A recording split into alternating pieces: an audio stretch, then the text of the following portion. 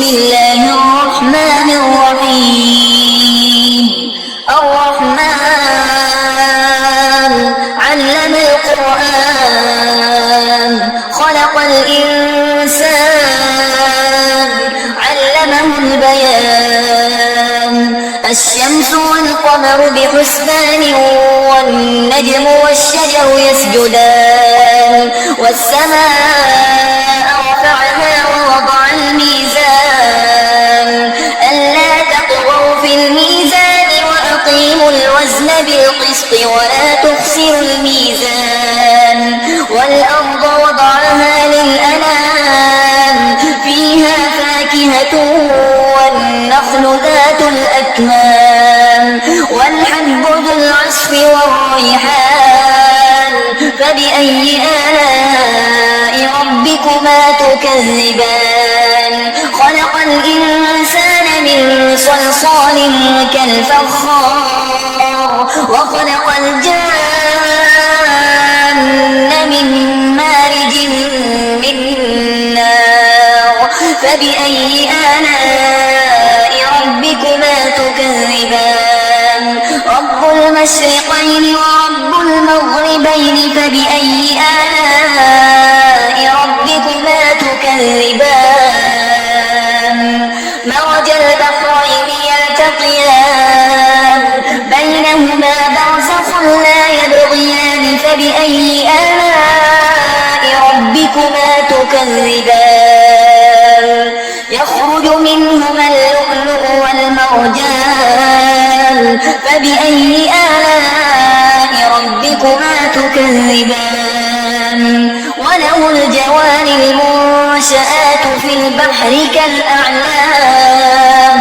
فبأي آلاء ربكما تكذبان.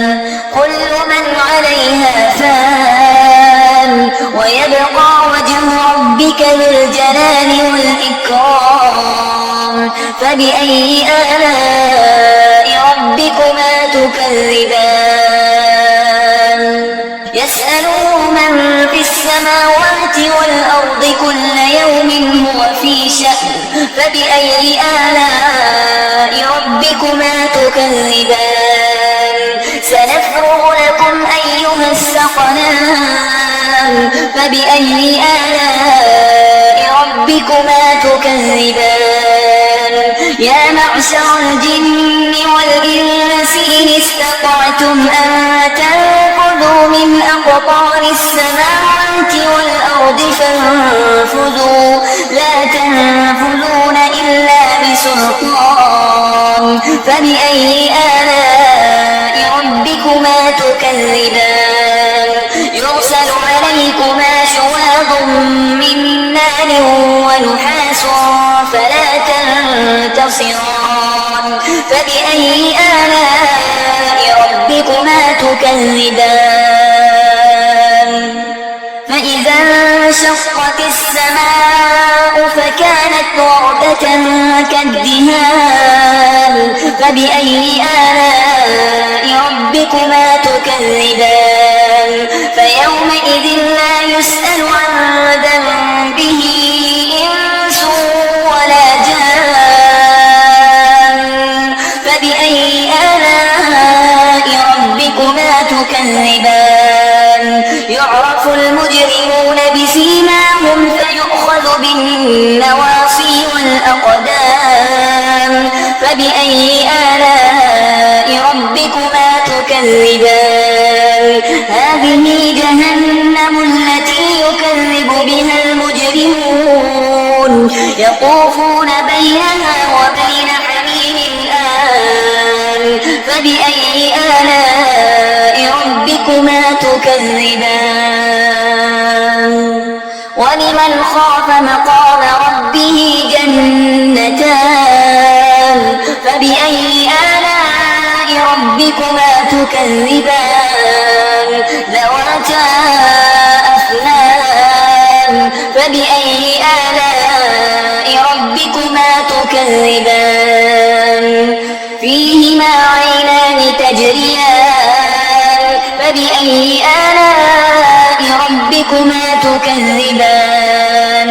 فيهما من كل فاكهة زوجان فبأي آلاء ربكما تكذبان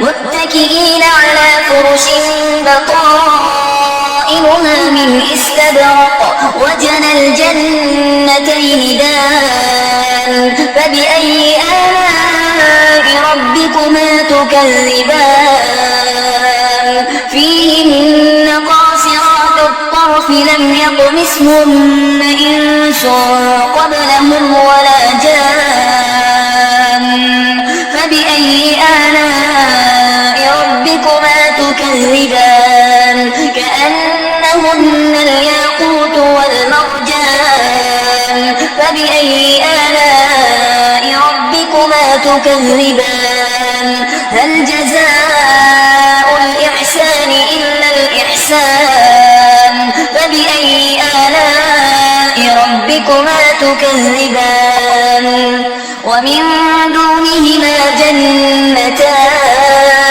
فبأي آلاء ربكما تكذبان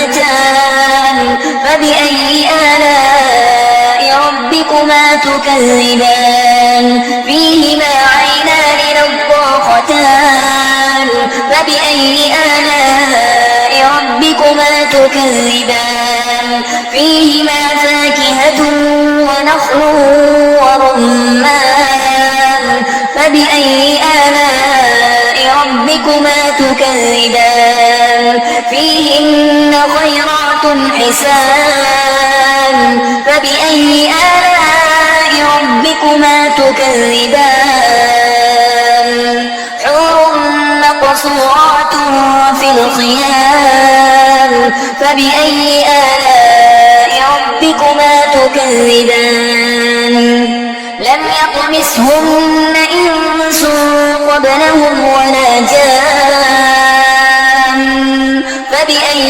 آلاء ربكما تكذبان متكئين على رفرف خضر وعبقري حسان فبأي آلاء ربكما تكذبان تبارك اسم ربك ذي الجلال والإكرام